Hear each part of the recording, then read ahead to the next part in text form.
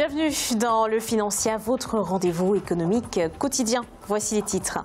Pour relever le défi d'accès au crédit du secteur rural qui regroupe 80% de la population, le Burkina Faso a lancé les activités de la première banque agricole du pays.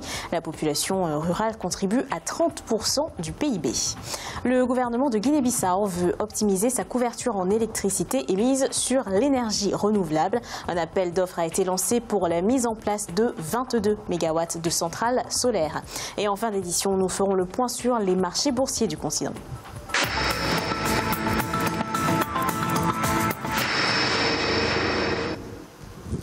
Première banque agricole au Burkina Faso avec un capital de 14 milliards de francs CFA. Cette banque agricole a été créée pour relever le défi d'accès au crédit du secteur rural qui regroupe 80% de la population et contribue à plus de 30% du produit intérieur brut. Les explications d'Aïssa Toubari. Avec un capital de départ de 14 milliards de francs CFA, la Banque agricole du Faso a officiellement ouvert ses portes. Cette nouvelle banque se veut être un instrument de développement des activités agricoles du monde rural. Elle a reçu l'appui financier de la Banque africaine de développement de plus de 6,3 milliards de francs CFA. La banque doit être un instrument important pour permettre à nos paysans, aux éleveurs, d'avoir des financements pour non seulement s'équiper, mais également développer leurs activités. Dans un domaine longtemps lésé des institutions financières, le monde rural regroupe 80% de la population et participe à hauteur de 30% à la formation du produit intérieur brut du pays. Cependant, seulement 15% des producteurs bénéficient de crédits bancaires. Les organisations paysannes, les organisations professionnelles, nous sommes au nombre de 13 à participer au capital de cette banque. Nous avons au moins le 1/3 du capital. C'est-à-dire que nous devons participer effectivement aux orientations de la banque et surtout à la prise de décision. Parce que c'est un instrument qui va nous permettre de développer notre secteur agricole et surtout de travailler sur le développement de la transformation et de la distribution. Il va permettre effectivement aux jeunes d'avoir des emplois. Quand on parle de l'entrepreneur agricole, il faut qu'il y ait des mécanismes de financement qui permettent à ces entrepreneurs d'accéder à ces financements. La banque, qui est une promesse du chef de l'État Roch-Marc Christian Kaboré dans le cadre du plan national de développement économique et social, vise à apporter une solution au problème d'accès au crédit et ainsi augmenter le taux de bancarisation, surtout en milieu rural. Il est prévu la création d'ici fin 2019 d'une agence à Bobo-Dioulasso et une autre à Dédougou pour être plus près des bénéficiaires. Un fonds de développement de 100 millions d'euros. Il est lancé par le roi ghanéen.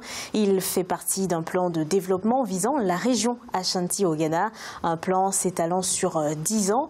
Il vise à compléter les efforts déployés par le gouvernement pour développer la région. Plusieurs secteurs devraient bénéficier des investissements prévus dans le cadre du nouveau fonds. D'ici 2020, près de 30 millions de dollars devraient être mobilisés pour développer des projets locaux dans une région fortement pourvoyeuse de cacao et d'or, deux des principales sources d'exportation du pays. Amélioration de l'efficacité énergétique en Guinée-Bissau, c'est l'objectif des autorités. Récemment, le gouvernement a lancé un appel d'offres pour la mise en place de 22 MW de centrales solaires. Les développeurs intéressés ont jusqu'au 10 avril 2019 pour soumettre leurs offres. Victoria City.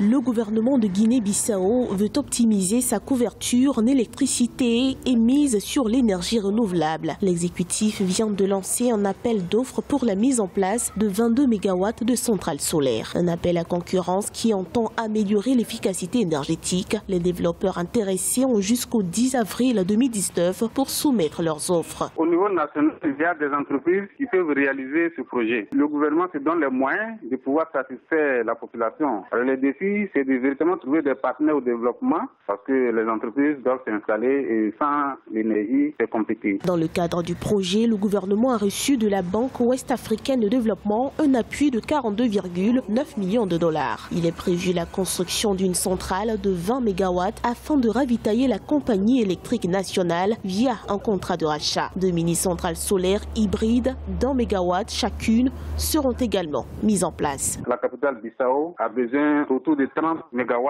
pour pouvoir s'autosuffire. Mais actuellement, nous sommes en déficit. Ce projet va permettre de décentraliser l'investissement au niveau de l'intérieur du pays. En février 2019, le ministère de l'Énergie et de l'Industrie a annoncé certaines réformes énergétiques, lesquelles introduiront un changement de combustible et permettront à l'État d'économiser plus de 400 millions de francs CFA sur des dépenses actuelles évaluées à 700 millions de francs CFA. Mais elles favoriseront également une réduction du coût de l'électricité de 50%.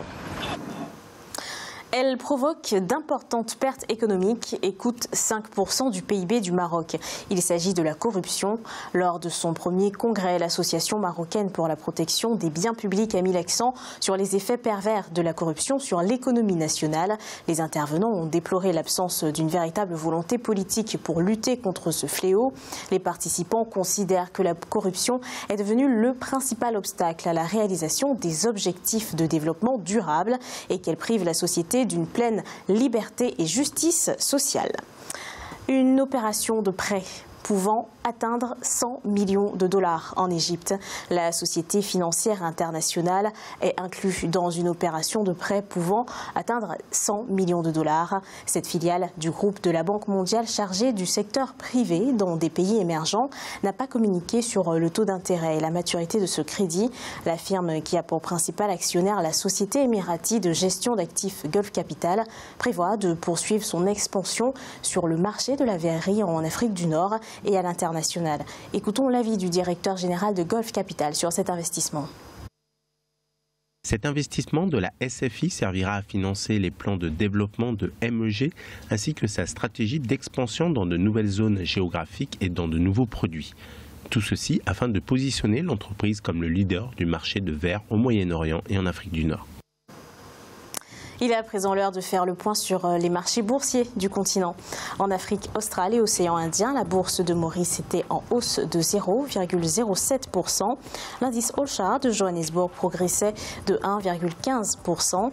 L'indice de Nairobi enregistrait une hausse de 0,86% et l'indice de Botswana était stable. En Afrique de l'Ouest et centrale, la BRVM d'Abidjan était en baisse de 0,54%. L'indice nigérian perdait 1,64%. L'indice du Ghana gagnait 1,45%. Et en Afrique du Nord, la bourse de Casablanca était en augmentation de 0,72%. L'indice égyptien était en hausse de 1,47% et l'indice tunisien était en hausse de 0,01%. C'est la fin de cette édition du Financiam. Merci de nous avoir suivis. On se retrouve bientôt pour un nouveau rendez-vous de l'économie.